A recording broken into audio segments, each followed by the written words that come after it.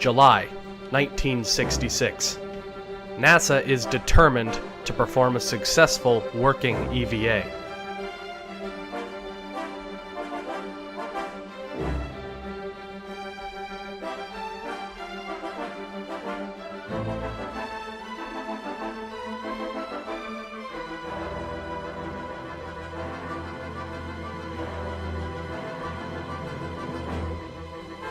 Gemini 10, with Commander John Young and rookie Mike Collins, is going to attempt to kill two birds with one stone. A brand new Agena automated target docking vehicle is scheduled to launch just hours ahead of Gemini 10. Young and Collins will then blast off and dock with the Agena. The pair are scheduled to use the Agena's rocket engine to set them on a course to rendezvous with the dormant Agena from the Gemini 8 mission. It is a busy flight.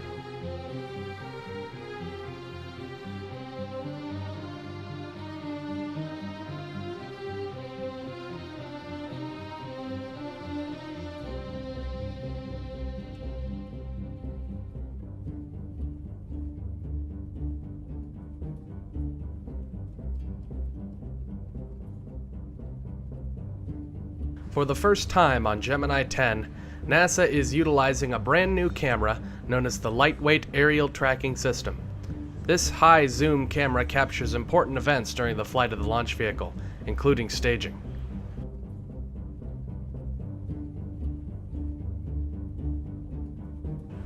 Only 100 minutes before Gemini 10 launches, the Atlas Agena soars into the sky.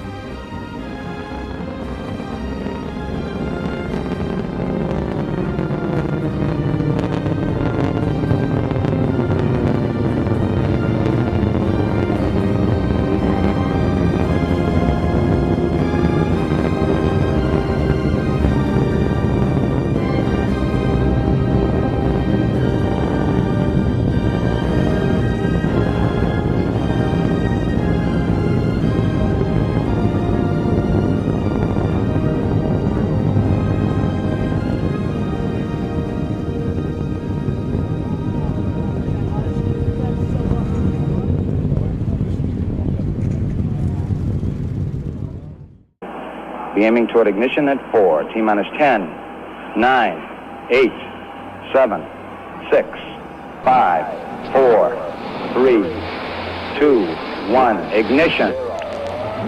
And we've got a liftoff at it look like 46 seconds after the hour.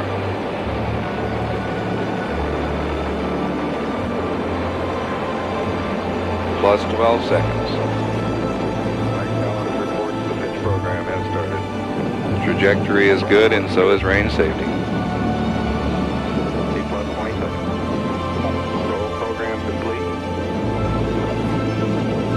And getting the program.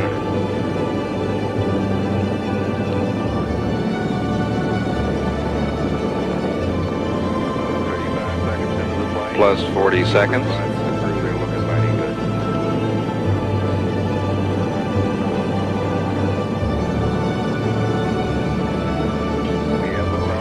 Plus 50 seconds.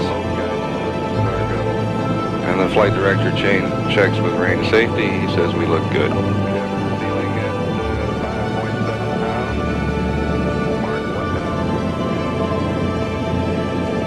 1 minute, 6 seconds. And we're through the area of maximum dynamic pressure.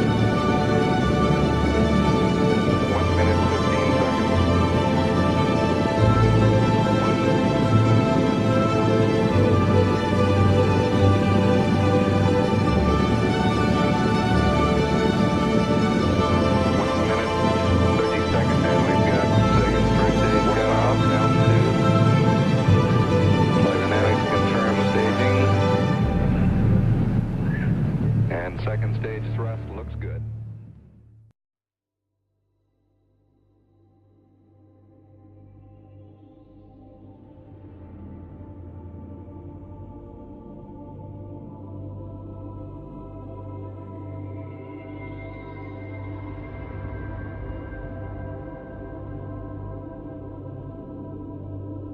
After a series of rendezvous burns, Gemini 10 approaches its Agena. Young and Collins circle around the spacecraft, inspecting it thoroughly.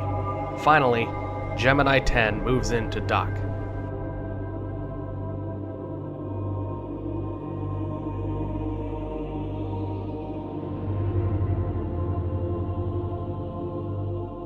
Once they were docked with the Agena and hesitantly tested its engine, Mike Collins made the first of 2 spacewalks scheduled for Gemini 10. Standing in the open hatch, he used a 70mm camera to image the southern Milky Way.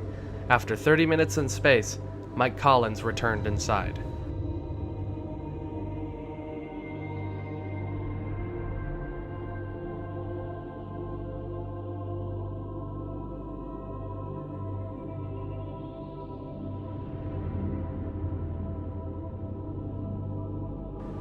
Then, the crew of Gemini 10 fired their Agena rocket engine for 80 seconds to set them on a course to intercept the dormant Gemini 8 Agena, still circling the Earth. Mike Collins and John Young now held the record for the furthest distance any human had been from their planet. As they slept, Gemini 10 crept up on the old Agena. John reported a good burn of the primary propulsion system, 340 feet per second burn, duration 11 seconds. Slowly, it came into view. The same Agena that nearly killed Neil Armstrong and David Scott had stopped tumbling. It now lay dead, its batteries long depleted. At 48 hours into the mission, Mike Collins depressurized the spacecraft and began his second EVA. Attached to Gemini 10 safely on a 50-foot tether, Collins used a nitrogen power maneuvering gun to float his way to the dead spacecraft. Although he struggled slightly, he was able to retrieve a micrometeorite collector attached to the side of the Agena. After 39 minutes, Michael Collins floated back to Gemini 10 and ended his EVA. The experiment that Collins is working on now, identified at S13, or the ultraviolet astronomical camera, is an experiment sponsored by the Office of Space Science Applications in NASA, Washington, and also by Northwestern University. The objective of the experiment is to test the techniques of ultraviolet photography and spectrometry under vacuum conditions to obtain spectrograms of selected star fields. Gemini 10 had accomplished 2 rendezvous and 2 EVAs in the space of only 2 days. It was finally a true accomplishment for an agency that had long been plagued with failure and frustration. During the rest of the flight, the crew performed 10 scientific experiments that explored levels of radiation at such an altitude. At 70 hours into the mission, the crew re-entered Earth's atmosphere over the Atlantic Ocean. They returned successful and triumphant warriors in the battleground of knowledge.